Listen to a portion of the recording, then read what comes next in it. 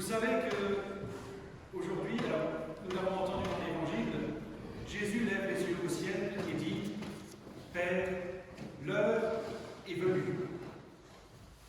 Vous savez qu'aujourd'hui, c'est un jour d'élection.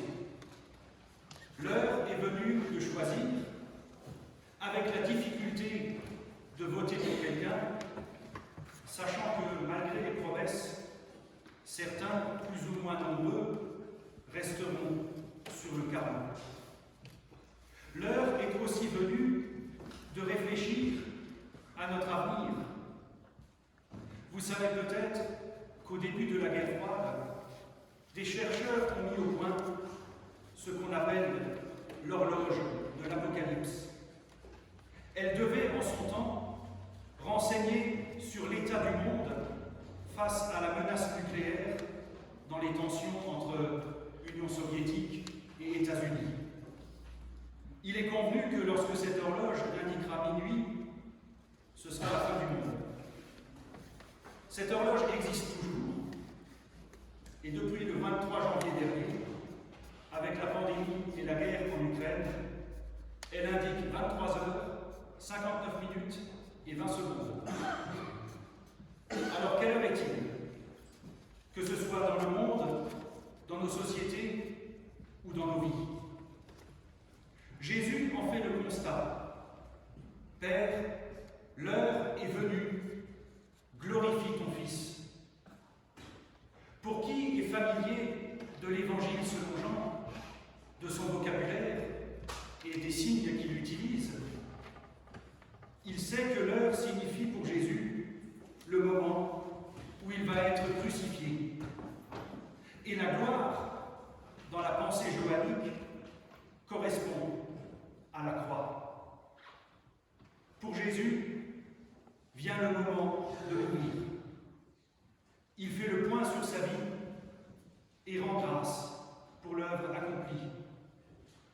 Pour Jésus vient le moment de donner sa vie pour révéler à tout un chacun que le temps qui passe est un temps où il se passe quelque chose.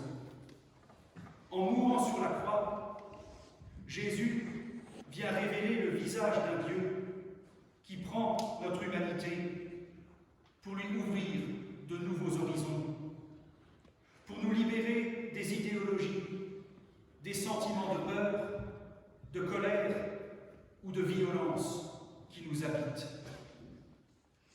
Régulièrement, en visite, les gens que je rencontre me font part de leurs craintes, plus souvent pour leurs enfants et petits-enfants que pour eux-mêmes.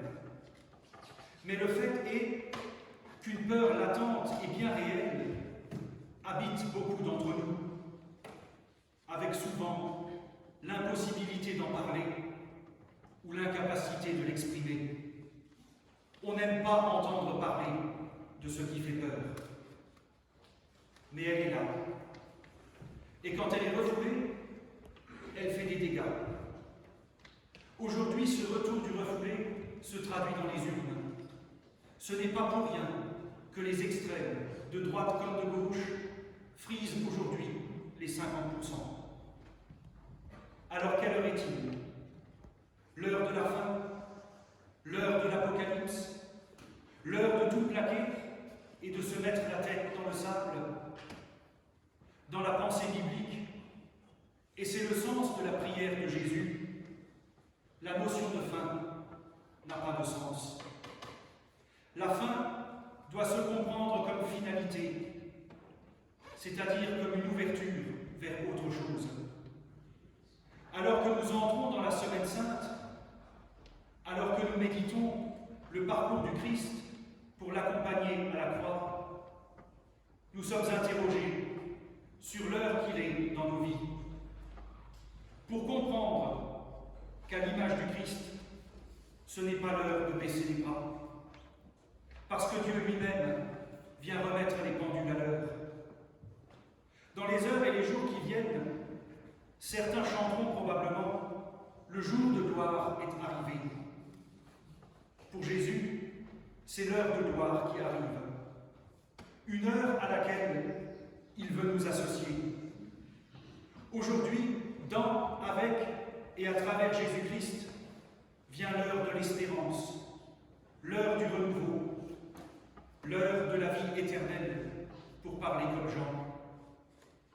Et cette heure ne dépend pas d'une élection ou de décision politique. Nous sommes associés à cette heure de gloire du Christ, chaque fois que nous sentons nos vies se réorienter, chaque fois que nous nous sentons grandir et que des barrières tombent. En un mot, c'est l'heure de ressusciter. L'heure de gloire dont parle Jésus advient chaque fois que notre humanité triomphe et que face aux idéologies, face aux dangers, réels ou fantasmés, face à l'adversité, nous pouvons reconnaître en Jésus-Christ celui qui, à la croix, crucifie avec lui tout ce qui voudrait nous enfermer dans un tombeau. Alors soyons sûrs que ce n'est pas l'heure de la fin, ce n'est pas l'heure de l'Apocalypse.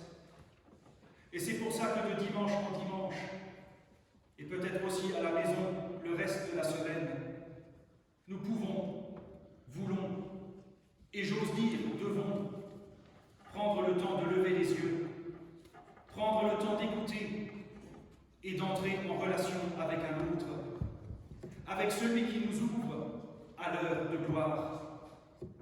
Alors allons, enfants de Dieu, l'heure de gloire est arrivée. Contre nous, de l'adversité, l'étendard terrifiant est levé. Mais entendez-vous dans nos existences cette parole qui vient nous relever. La croix est dressée, la pierre est roulée. Marchons, marchons, Christ est notre libération. Amen.